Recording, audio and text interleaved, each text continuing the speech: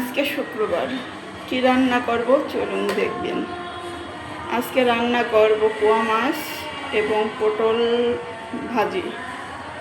তো পোয়া মাছটা কোন জায়গায় কি বলেন সেটা আমাকে জানাবেন। আমরা পোয়া মাছ বলি, ইন্ডিয়াতে ভোলা মাছ বলে দেখি। হচ্ছে ভোলা মাছ, নুন হলুদ দিয়ে মাখিয়ে নিব।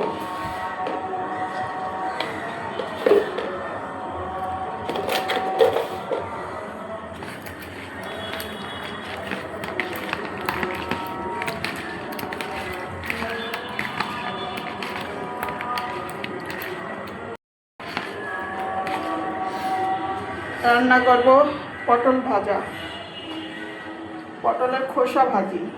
থাকুন কি কি রান্না করি, সবাই সাথে থাকবেন কিন্তু। এরপর তেল দিয়ে দিলাম, তেলটা গরম হোক। তেল গরম হয়ে গেছে, এখন পটল দিয়ে দিলাম। পটলে কাঁচা লঙ্কা, একটু পেঁয়াজ আর সাদা তেল আর হলুদ, এছাড়া কিছু দিব না। এটা দিয়ে ভাজা ভাজা করব। পাটায় বেটে নিব পেঁয়াজ আর কাঁচা লঙ্কা। এই তো আমার পটল ভাজা হয়ে আসছে, এখন আমি আর একটু নাড়াচাড়া করে নামিয়ে নিব। তেল গরম হয়ে আসছে, এখন আমি মাছগুলো দিয়ে দেব।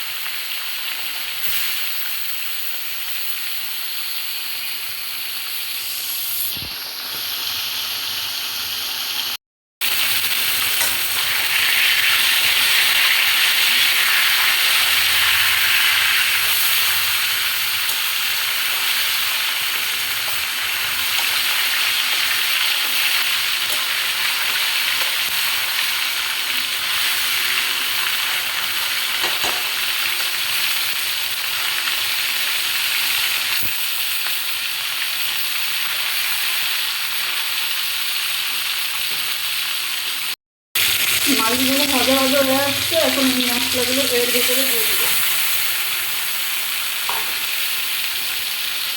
একসাথে মাছ আর মশলা কষিয়ে নেব। এটা মনে হয় যে আমার তেলও সাশ্রয় হয়, আবার একসাথে কষাইলে মশলাগুলো মাছের ভিতরে ঢোকে, আমার কাছে ভালো লাগে। আমার মতো এভাবে কে কে মাছ রান্না করেন তো সবাই জানাবেন। কষানো হয়ে গেছে, এখন আমি জল দিয়ে দেবো। ফ্রিজের মাছটা একটু জল বেশি দিলে দেখা যায় যে মাছটা ভালোভাবে সিদ্ধ হয়, খেতেও ভালো লাগে।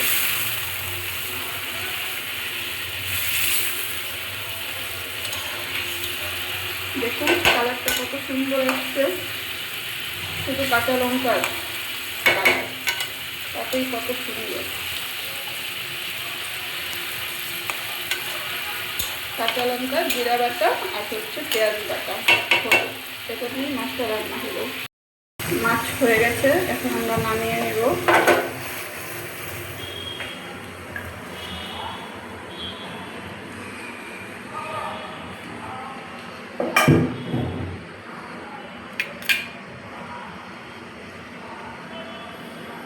এই তো আমার মাছের ফাইনাল লুক। পোয়া মাছ রান্না করলাম, রান্না করে চলে আসলাম।